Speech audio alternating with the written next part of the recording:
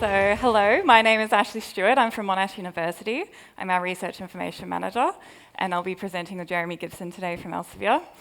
And my talk is on streamlining grants management.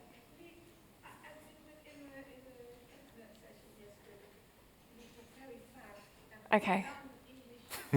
I'll slow down. Okay, thank you. So I will be talking about the development of an integration between our major funding agency and Pure. So this is an outline of our talk today. We will cover the problems we faced in grants management. It's continuous improvement all the time, as mentioned in some of the other talks today. Some of our early improvements we made with bots, but we weren't quite there, we weren't quite happy, and as the grants office got busier, it wasn't quite cutting it. And then the solution which we came up with was what about an integration and investigating this. So just to give you some context about the university that I come from, in that we're quite spread out these days. Our main campus is in Monash University in Australia, but now we also have a number of campuses through China, through Malaysia, Indonesia, and Europe. And all of the research at these various campuses is all managed through our Pure. So it's quite a lot to keep everybody consistent. We've got a lot of students, a lot of campuses, and we're very large. Our research, we process $672 million in research income, so this is how busy our grants office is all the time. So we've had a real push around efficiency lately to keep up with the pace of our researchers. So we're active in more than 161 fields, and we've invested in $1.4 billion in research each year.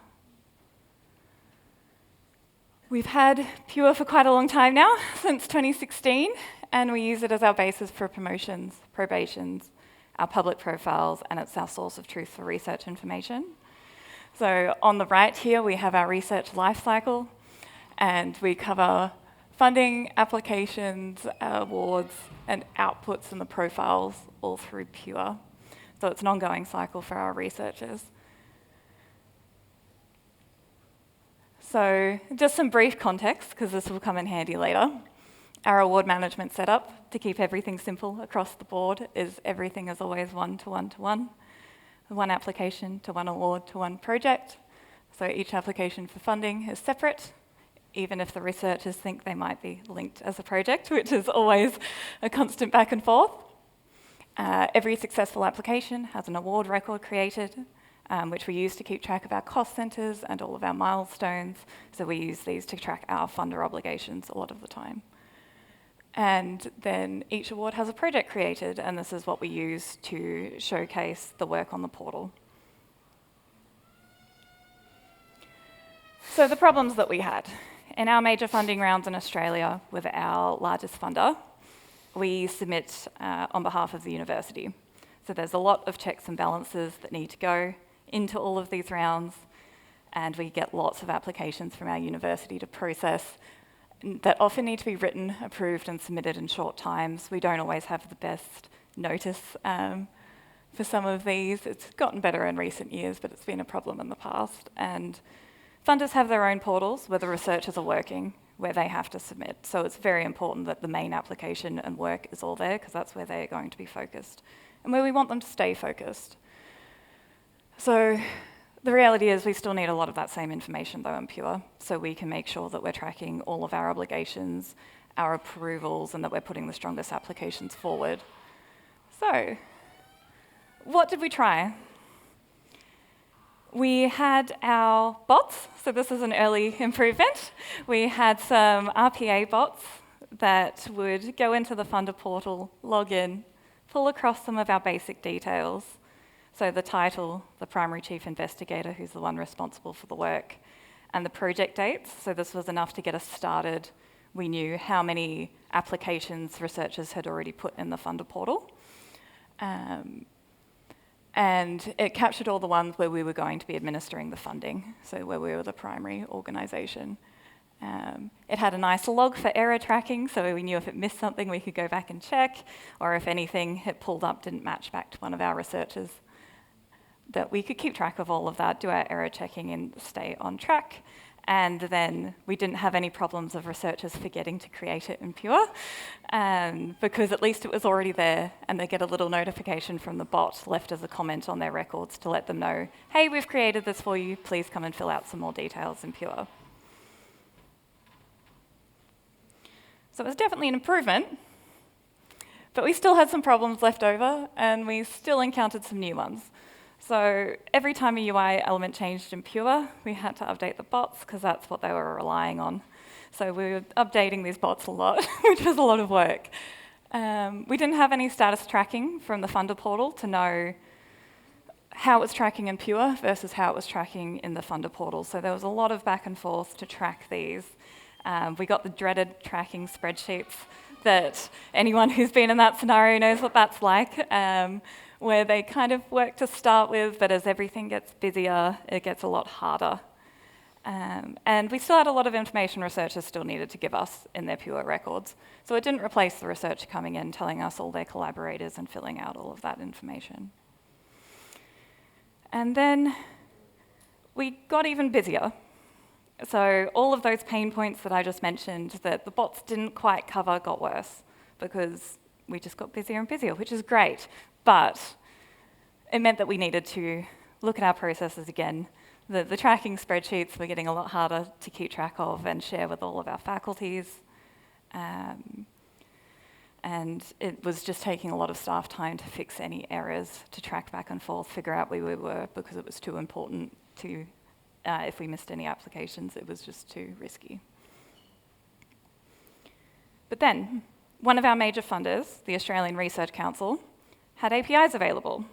So this was very promising for us. And we thought, what if we had an integration instead? Then we didn't have to rely on the bots. These bots could only run maybe once or twice a day as they iterated through all of our records.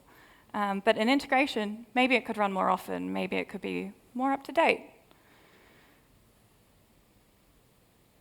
So, in designing this, we wanted to keep the funder system as our source of truth. So we don't want them working in two spaces where we can avoid it. We kept the full copy of the application in the funder system, and then all of the information we needed for research administration populates across to Pure via the integration. We were able to get far more data than the bots were bringing across, and we didn't need this double entry anymore. We could bring across just so much more information. So this is a test record on the next slide. So we have, it might be a little bit washed out on there, but it brings across and links to the funding opportunity. It'll bring across the full list of investigators and link them to their organisations where we have the data for it. The full PDF of the application in the funder portal, and that automatically gets attached and will continue to synchronise as it stays in draft. So these stay up to date as the researchers keep working. It brings across the full budget information for checking and approving, which has been very helpful. There's no need to dig into Excel spreadsheets that are attached to the record or chasing up those Excel spreadsheets. We also have a link in the top right back to the funder portal, so if anyone needs to go change anything in there, we'll just redirect them back, because they won't be able to edit this record in Pure. And then we also have our managing organisation, which goes off the primary chief investigator's affiliation, so it's in the right place for the workflow from the start. So, our workflows sort of in the grants office had to be rejigged a little bit to accommodate this, because we had some things that, didn't quite fit the integration that we'd been sort of working through with some Band-Aid solutions, but this is where we've ended up. So as the researcher is working in draft in the funder system, it will keep synchronizing with our Pure every time the synchronization runs. And then we move along to, in this workflow, when the researchers are ready, they submit to the research office in this funder system. And that moves us into pre-approval in Pure. And then from there, the grants office can do all their pre-approval tasks, and this moves us across to our internal approvals. So this goes at our institution through the faculties, and they all have their processes around what they need to approve. And once they're all done, it moves to this submit funder status, and then the research office and the funder portal have to certify that everything is ready for submission. They're happy this one is going forward. So they can then, once it's in the submit funder status, they can go back to the research office version and certify any of the applications that are ready, and then they can submit it to the funder, which then triggers our awaiting reply status in Pure. So we don't have the manual back and forth tracking of, oh, we have submitted it onto the tracking sheet. We are aiming to get to the point where we have this all tracked through a reporting workspace so we can see them as they're updated. So the next part, what if we could process all of our outcomes and all at once? So getting into the award side of things, were we successful or not? Because whenever there's a major funding announcement, everyone in our institution wants to know yesterday. They are very keen to know how well we did as fast as possible. And sometimes this is processing just hundreds and hundreds of records in a very short time, which puts a lot of pressure on all of our staff. Because then we have to gather all of that for reporting as well once it's all been entered. And yeah, we just really want to know about how successful we were. So the funder also had an endpoint with grant outcomes, which was really convenient. And it allowed us to pull the information across into Pure. So were we successful, were we not successful? And then these could be marked in bulk on our application records. So we knew exactly what had happened in that funding round, and also the ability to create the Shell award record. So that award creation step as well, because we still manually have to work through our budgets to figure out which cost centres in our institution all the money is going to. So that's never going to be sitting in our application in the funder portal, so we've still got to do that manually. But we've got all of those tasks, such as sitting there creating the records, that's automatic in this process. And then we can also have those awards as they're created populate into a report. So that should help with the visibility across to the faculties of how well they did, which ones were successful, and eliminate our tracking sheets. And now I'm going to hand you over to Jeremy to tell you how all of this actually works. Thank you very much, Ashley. Okay, so first off, just to introduce myself. So I'm Jeremy Gibson. I'm part of Integration Delivery Services, which you may not have heard of before. We're a relatively new service where we work closely with Pure, but we're not part of the Pure team. We're part of the AIS area. And so what we do is we provide much more customized services. We can do development work with you to provide data synchronization services for any of the AIS products. We can do value add and enrichment of your data. So we have a service called Equipment Monitor where we identify where your equipment has been referenced in research outputs and bring those linkages back to you. The example that Pat was giving of the NSF TIP portal earlier today is another one that we're involved in the data transformation for that. And we also have projects where we look at how we can optimize workflows for you. So we have some example case studies that you already about automating. So in award management, once the award is approved, we can create data management plans in external systems, an ethics template that's already filled out for the appropriate animal or human ethics approval that might be needed. So trying to, and then linking these records together. So looking at ways that we can make your life simpler and get more value out of these systems. So this is one example where we've been working with Monash. We've also been working with Mahidol University in Thailand and Samira from Macquarie. We've been working with them as well because this is a common pattern of issue that we've seen where there's these funding agencies.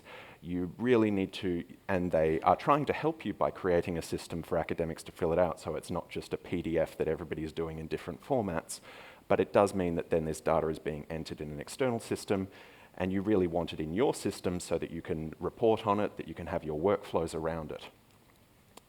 So for this, what we've been doing is not just doing a one-off integration for Monash around this, we've been trying to build a framework that allows us to consume funding applications from different funding agencies. So in this initial pilot, we've been working with the ARC and the National Research Council of Thailand, NRIS. So you may have seen Dr. Wanaruk's presentation earlier today where he was referencing this. And so the idea being that we have different funding agencies that, depending, obviously because of the way these are set up, for the Australian Research Council, it needs to be submitted through an Australian university. For NRIS, it needs to be through a Thai university. So an individual university isn't using both of these unless you had a campus based in Thailand, and so then maybe you are. So we're trying to set it up so that there are multiple funding agencies that we have connections to, that you can then bring these applications into Pure, and it can follow a consistent process, so that it's easily configurable to your particular needs. So for example, in the budgets, there's lots of different ways you may choose to break down the budgets presently. We can map across the values to the specific budget entries that you have at the moment. So the researcher creates the application in this initial funding system. We then pull that data into Pure and synchronize it across. We'll keep the updates coming through as it goes through, but it means that the research office staff can then review, report, and do their activities in Pure as needed. Those research grants officers who need to work in the funding agency systems can do that, and any updates will appear in Pure. So it keeps everything as a single cohesive flow, but it means that you're treating it in your normal way. It can go through your internal approval process, and then, as Ashley was mentioning, once we've got the application outcome announced, Pure is automatically updated. The amount that was awarded can be instantly brought across, so you can report out. Obviously, the benefits for this are quite clear. We're trying to build an expandable framework so this can be reused. So if in your own context you have organisation, a funding agency, please come and talk to me. This is the benefit. Normally at the Pure conference, you're hearing about a university somewhere else in the world and go, oh, that sounds great. We should talk to our IT team to build something up. This is a framework we have ready to go. And so if you have these sort of a use case in your country, in your region, I'd love to be able to talk to you about how we could do an example of how this could work for you, and ready to go that you could start using this in Pure in very short order. It allows you to track everything in Pure, and one thing that I do want to highlight as well is we're also bringing back for rejected applications the feedback. So there's different tiers of feedback that comes in to be able to say how close different applications were to being accepted. This allows you to do strategic reporting on which areas have very strong, lots of top tier applications that just aren't being accepted. Maybe there's things you can do to help push those over the line. If you have an area where there's a lot of low quality applications, what can you do to sort of maybe consolidate those, work out, is there something systemic going on in the research support there that's causing issues? So all of this means that you're not just then looking at the successful funding, you can also look at how you can lead to more successful funding in the future.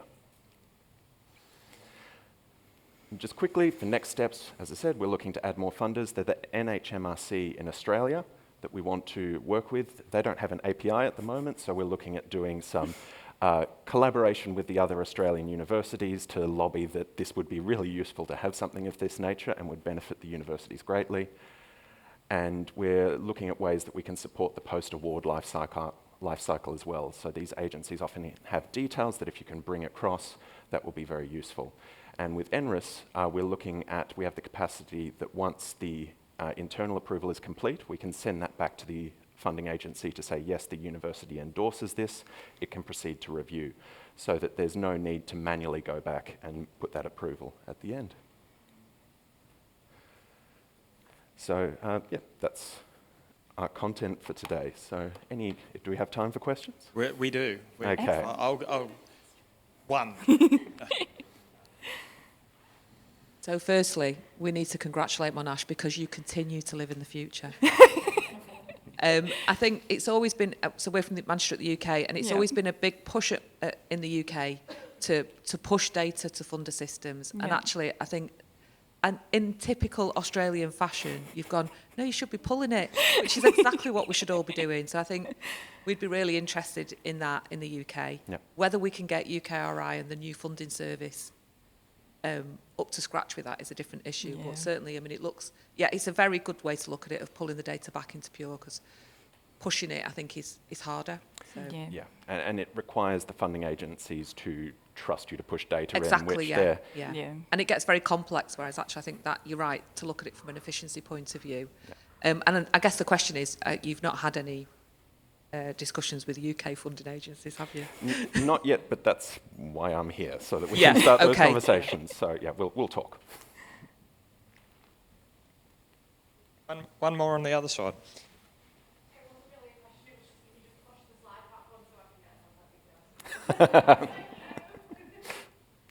And I should give a big thanks to Ashley and the team at Monash, Wanaruk from Monash University, Samira. It has been, they've been fantastic partners to work with. It's been a really great project, and we're working towards common goals. That's been fantastic to see. Yeah, and just to add as well, this integration, when did we start it?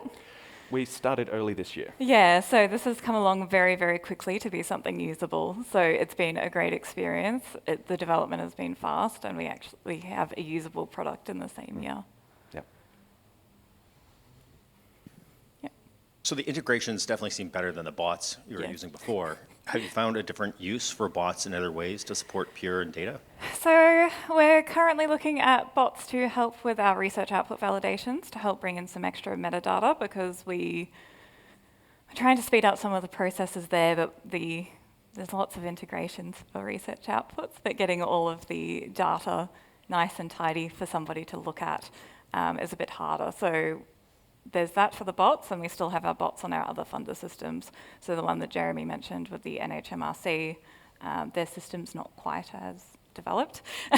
So we've got the bots still working through those ones, but that's next on the list. So we've still got a few other places for those bots to be working while we deal with our integrations and work through our funders. Oh, one in the front. I'm from the Kuwait Foundation for Advancement of Sciences. We're also a funding agency. I consider both success stories.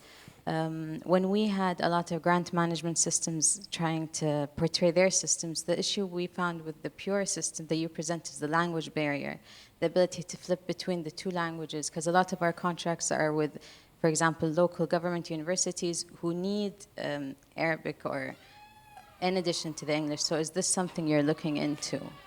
So it's something we've encountered with the Thai universities, so because obviously a lot of the information is in Thai.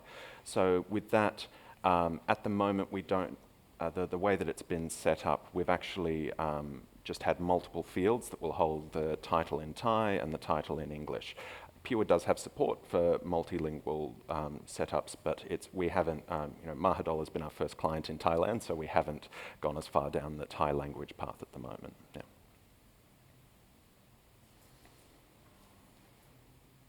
So with that, I thank you both, look forward to seeing what's coming over the hill next, and some of the automation and changes that you can make, because as I said, there's still only 24 hours in the day. And with that, I must bring this session to a close.